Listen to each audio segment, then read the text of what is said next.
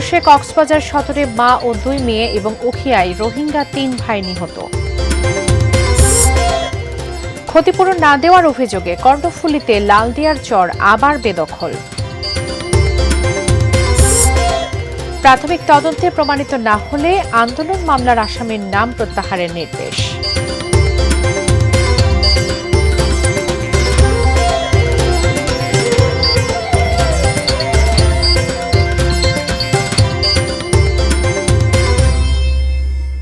দেখছেন ATN news. দেশের খবরে সবাইকে স্বাগত জানাচ্ছি, আমি বাবলি ইয়াসমিন। এতক্ষণ শুনছিলেন সংবাদ শিরোনাম। বিস্তারিত। পাহাড় ধসে কক্সবাজারে 2টি পরিবারের 6 সদস্যের মর্মান্তিক মৃত্যু হয়েছে। তাদের মধ্যে ঘুমন্ত অবস্থায় মাটি চাপা পড়ে মারা গেছেন মা ও তার 2 শিশু কন্যা। মৌসুমের রেকর্ড বৃষ্টি ও পাহাড়ি ঢলে ডুবে গেছে পর্যটন নগরীর বেশিরভাগ এলাকা। যানবাহন চলাচল সীমিত হওয়ায় ভোগান্তিতে পড়েছেন হাজারো পর্যটক। প্রতিনিধি অর্পণ বড়ুয়ার পাঠানো তথ্য ছবিতে ডেস্ক রিপোর্ট। বৃহস্পতিবার মধ্যরাত ভারী বৃষ্টির মাঝেই হঠাৎ পাহাড় ধসের বিকট শব্দ শুনতে পান শহরতলির ঝিলংজার দক্ষিণ দিককুল এলাকার বাসিন্দারা। খোঁজ করতে গিয়ে এলাকাবাসী দেখতে পান মাটি চাপা পড়েছেন স্থানীয় বাসিন্দা মিজানুর রহমানের পরিবার। স্থানীয়রা সঙ্গে সঙ্গেই মিজানকে জীবিত উদ্ধার করেন, তবে ঘুমন্ত অবস্থাতেই মাটি চাপায় নিহত হন মিজানের স্ত্রী আখিমণি এবং তার 2 শিশু কন্যা মিহা জান্নাত ও লতিফা ইসলাম।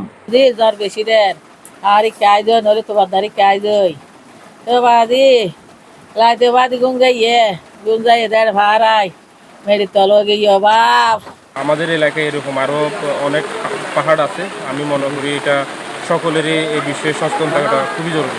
একই সময়ে উখিয়ার হাকিমপাড়া 14 নম্বর রোহিঙ্গা ক্যাম্পেও পাহাড় ধস হয়। এ সময় কবির আহমেদের 3 ছেলে আব্দুর রহিম, আব্দুল হাফেজ এবং আব্দুল ওয়াহেদ মারা যান। পাহাড় ধসে ক্ষতিগ্রস্ত এলাকা পরিদর্শন করেছেন কক্সবাজার সদর উপজেলার ইউএনও নীলুফা ইয়াসমিন চৌধুরী। কেউ নিরাপদ জায়গায় যেতে চায় না আসলে ঘর বাড়ি ছেড়ে, সেই ক্ষেত্রে তাদেরকে আমরা চেষ্টা করি যে আশ্রয় কেন্দ্রে নিয়ে যাওয়ার জন্য আর কি। এখন তো যারা এই ধরনের ঘটনা যেহেতু এই এলাকায় ঘটেনি, সেই কারণে এই এলাকার লোকজন এখনো ঝুঁকিটা হয়তো বা বুঝতে পারেনি। জলাবদ্ধতার কারণে সৈকতে হোটেল মোটেল জোনের 18টি সড়ক ডুবে গেছে, ফলে যানবাহন চলাচল বন্ধ হওয়ায় দুর্ভোগে পড়েছেন সাধারণ মানুষ। স্থানীয়দের অভিযোগ, পানি নিষ্কাশনের সুব্যবস্থা না থাকায় অল্প বৃষ্টিতেই শহরে জলাবদ্ধতার সৃষ্টি হয়। এছাড়া জেলার টেকনাফ, উখিয়া, পেকুয়া, চকরিয়া ও রাম উপজেলার 3 শতাধিক গ্রামের মানুষ পানিবন্দী হয়ে পড়েছে। অনেক জায়গায় ঘাটের উপরে চলে গেছে, আমরা তো রুম থেকে বেরোতে পারতেছি না, স্পটে যেতে পারতেছি না। কক্সবাজার আবহাওয়া অফিস জানায়, শুক্রবার দুপুর 12টা পর্যন্ত জেলায় 24 ঘন্টায় বৃষ্টির পরিমাণ 453 মিলিমিটার। এই মৌসুমে এটি একদিনে সর্বোচ্চ বৃষ্টির রেকর্ড। অর্পণ বড়ুয়া, এটিএন নিউজ, কক্সবাজার। পতেঙ্গায় কর্ণফুলী নদীর তীরের লালদিয়ার চর আবার বেদখল। বছর 4 আগে চরের 78 একর জায়গা চট্টগ্রাম বন্দর কর্তৃপক্ষ দখলে নিলেও রাজনৈতিক পট পরিবর্তনের পর বদলে গেছে দৃশ্যপট। পৈতৃক ভিটা দাবি করে দখলদাররা গড়ে তুলছে ঘরবাড়ি। তাদের অভিযোগ, ক্ষতিপূরণ ও পুনর্বাসনের আশ্বাস পূরণ করেনি বন্দর কর্তৃপক্ষ। আদিত্য সুমনের ক্যামেরায় চট্টগ্রাম প্রতিনিধি মনিরুল ইসলাম পারভেজের তথ্যে ডেস্ক রিপোর্ট। বন্দরের পশ্চিমাঞ্চলীয় সংযোগ বা হিন্টারল্যান্ড কানেক্টিভিটির জন্য গুরুত্বপূর্ণ পূর্ব পতেঙ্গা মৌজার লালদিয়ার চর 1908 সালে অধিগ্রহণ করে চট্টগ্রাম বন্দর কর্তৃপক্ষ। পরবর্তী সময়ে স্থানীয়রা চরের প্রায় 78 একর জমিতে অবৈধ অনুপ্রবেশ করে বাড়িঘর নির্মাণ করে। 4 বছর আগে উচ্চ আদালতের নির্দেশে উচ্ছেদ অভিযান চালিয়ে চরের নিয়ন্ত্রণ নেয় বন্দর। 5 আগস্ট রাজনৈতিক পট পরিবর্তনের পর আবার ফিরে আসতে শুরু করে দখলদাররা। বন্দরের সীমানা প্রাচীর ভেঙে নির্মাণ করতে শুরু করে বসতি ও স্থাপনা। তাদের দাবি, বন্দর কর্তৃপক্ষ তাদের জোর করে উচ্ছেদ করেছিল। আশ্বাস দিয়েও ক্ষতিপূরণ ও পুনর্বাসন না করায় বাধ্য হয়ে তারা নিজেদের জায়গায় ফিরে আসছেন। আমি 48 বছর ধরে এখানে বসবাস করার পরে জোরপূর্বক নদী রক্ষার আইনের মধ্যে আমাকে উচ্ছেদ করা হয়েছে। যদি আর কোনো মিকে যদি আস্তান দেয় তাই আর আস্তানের তো সান্নু আপনি আমাদেরকে পুনর্বাসন করুন, যেখানে নেবেন সেখানে যাব। সকলের প্রতি অনুরোধ, এই জায়গায় হোল্ডিং ট্যাক্সও আছে, আমাদের থাকার মতো একটা স্থান চাই, আর কোনো দাবি নেই আমাদের। বন্দর কর্তৃপক্ষের অবশ্য দাবি জমি বন্দরের, আইন মেনেই অবৈধ দখলদার উচ্ছেদ করা হয়েছে। লালদিয়ার চর ঘিরে ব্যাপক উন্নয়ন পরিকল্পনা রয়েছে বন্দরের। আমরা ইতিমধ্যে পত্রিকায়ও একটা বিজ্ঞপ্তি দিয়েছি যাতে অবৈধ অকুপেন্ট যারা আছে তাদেরকে দ্রুত সরে যাওয়ার জন্য, নাইলে আইনগত ব্যবস্থা গ্রহণ করা হবে সে কথা বলে। তারপরেও তারা সেখান থেকে যায় নাই। তো এ পর্যায়ে আমরা আবার আইন শৃঙ্খলা বাহিনীর সহায়তায় সেটা আবার উদ্ধার করার চেষ্টা চালাচ্ছি। 2021 সালে হাইকোর্টের নির্দেশে লালদিয়ার চর থেকে প্রায় 2500 পরিবারকে উচ্ছেদ করা হয়েছিল।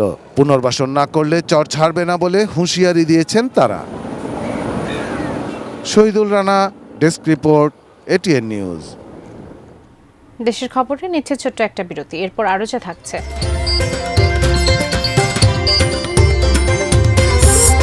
সংস্কারের নামে উজাড় নওগাঁর আলতা দিঘি শালবন।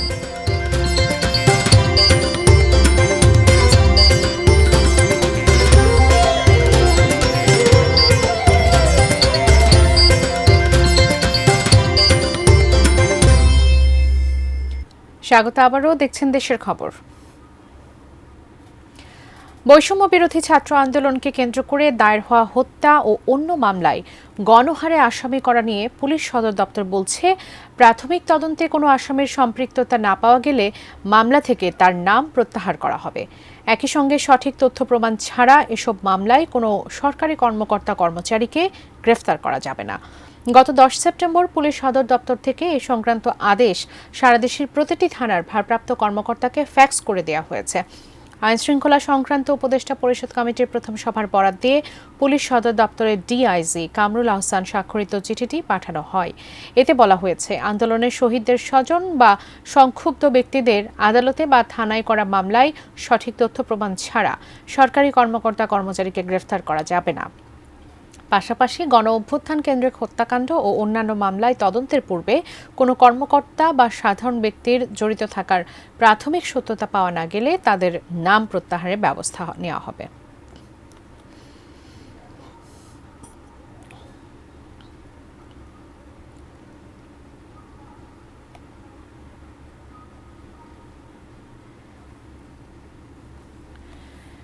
জীববৈচিত্র্য সংরক্ষণ প্রকল্পের নামে নওগাঁর আলতাদিঘি জাতীয় উদ্যানের শালবন কেটে উজাড় করে এখন আবার বৃক্ষরোপণ করছে বন বিভাগ। ঐতিহ্যবাহী আলতাদিঘি কি আর ফিরে পাবে পাখিদের কোলাহলে মুখরিত সেই নির্মল পরিবেশ? বন বিভাগের এমন উদ্যোগকে কিভাবে দেখছেন সচেতন মহল?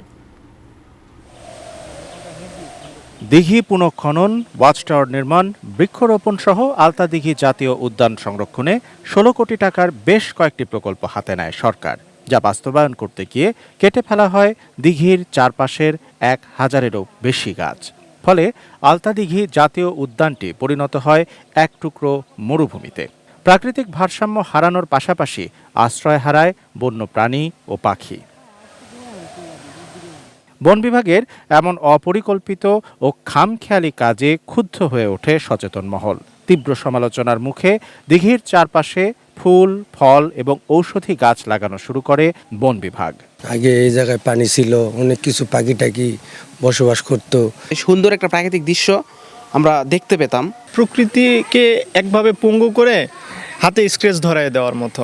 ফুলের গাছ কি আপনার শাল গাছের ছায়াটা দিতে পারবে? সংস্কারের নামে আলতাদিঘির যে ক্ষতি করা হয়েছে তাতে দিঘিটি আর কখনোই আগের রূপে ফিরবে না বলে মতামত পরিবেশবাদীদের। লোক দেখানো এই প্রকল্প বন্ধ করে বিশেষজ্ঞদের পরামর্শে সঠিক সিদ্ধান্ত নেয়ার দাবি তাদের। গরু মানে জুতা দান, গাছগুলো লাগাচ্ছে, এই গাছ হইতে তো আরো 20 বছরের একটা বিষয়। সেই 20 বছর হইতে হইতে আমাদের যে বনের যে সৌন্দর্যতা হারিয়ে গেল, প্রাণীকুল নষ্ট হয়ে গেল, এটা ফিরিয়ে আনা মনে হয় না আমাদের পক্ষে আর সম্ভব হবে। তদন্তের আওতায় নিয়ে এসে এটার সুষ্ঠু আরও কি কাজ করা দরকার বা কি করা হয়নি সেই বিষয়গুলো খতিয়ে দেখা দরকার। সচেতন মহল ও পরিবেশ কর্মীদের মতামতের ভিন্ন মত বন বিভাগের।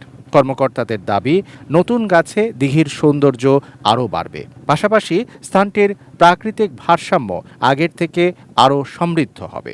40 প্রজাতির গাছ এখানে লাগানো হয়েছে। এই গাছগুলো আগামীতে এই আলতাদিঘির যে প্রাকৃতিক সৌন্দর্য, প্রাকৃতিক দৃশ্য অনেক সমৃদ্ধ হবে। ভবিষ্যৎ প্রজন্মের জন্য আলতাদিঘির অস্তিত্ব টিকিয়ে রাখাই সচেতন মানুষের প্রাণের দাবি। Shamsul Arefin, desk report, ATN news. সময় হলো আরো একটি বিরতি নেবার, ফিরছি একটু পর, সঙ্গেই থাকুন।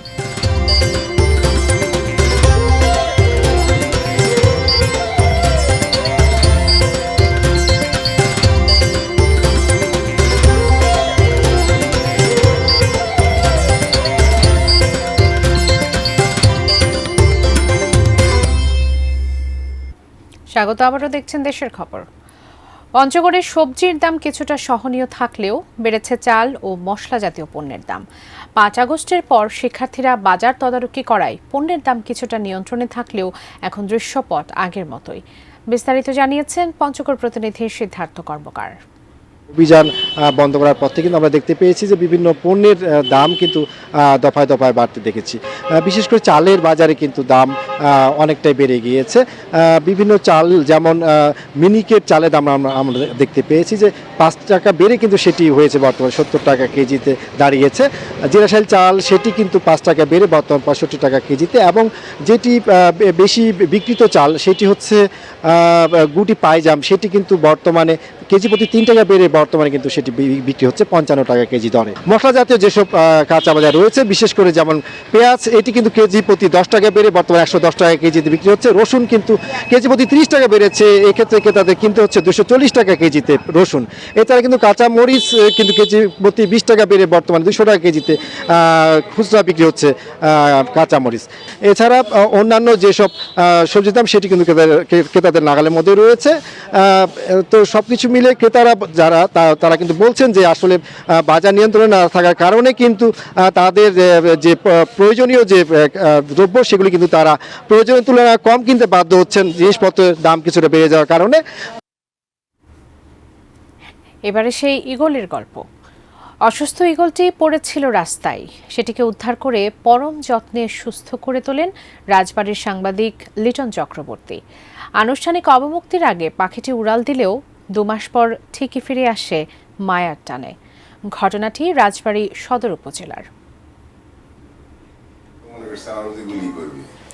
প্রকৃতিপ্রেমী হিসেবে পরিচিত এটিএন নিউজ ও এটিএন বাংলা রাজবাড়ির প্রতিনিধি লিটন চক্রবর্তী বছর 10 আগে প্রতিষ্ঠা করেন আরামঘর। স্বেচ্ছাসেবী সংগঠনটি সংস্কৃতি চর্চার পাশাপাশি জীববৈচিত্র্য রক্ষায়ও কাজ করে।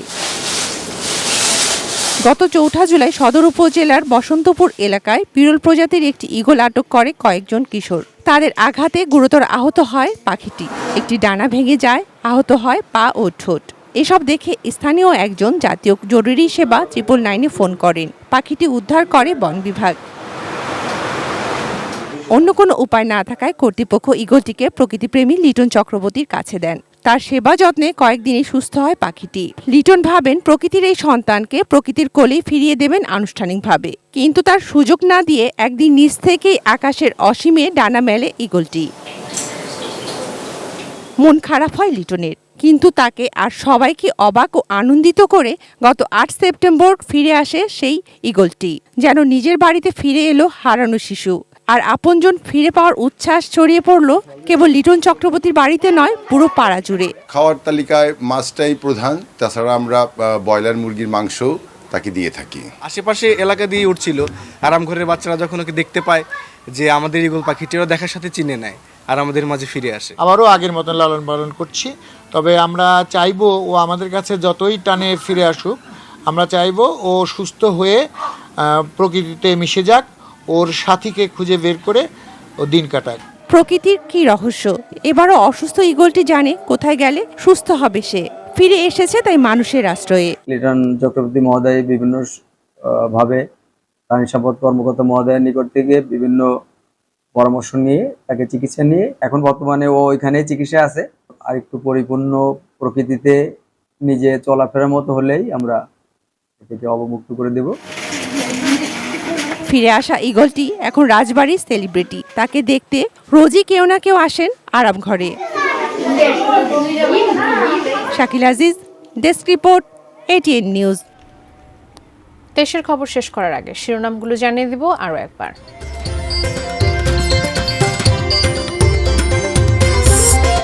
পাহাড় ধসে কক্সবাজার সদরে মা ও 2 মেয়ে এবং উখিয়ায় রোহিঙ্গা 3 ভাই নিহত। ক্ষতিপূরণ না দেওয়ার অভিযোগে কর্ণফুলীতে লালদিয়ার চর আবার বেদখল। ছাত্র আন্দোলনে দায়ের মামলার প্রাথমিক তদন্তে জড়িত প্রমাণিত না হলে আসামির নাম প্রত্যাহারের নির্দেশ। সংস্কারের নামে উজাড় নওগাঁর আলতাদিঘি শালবন।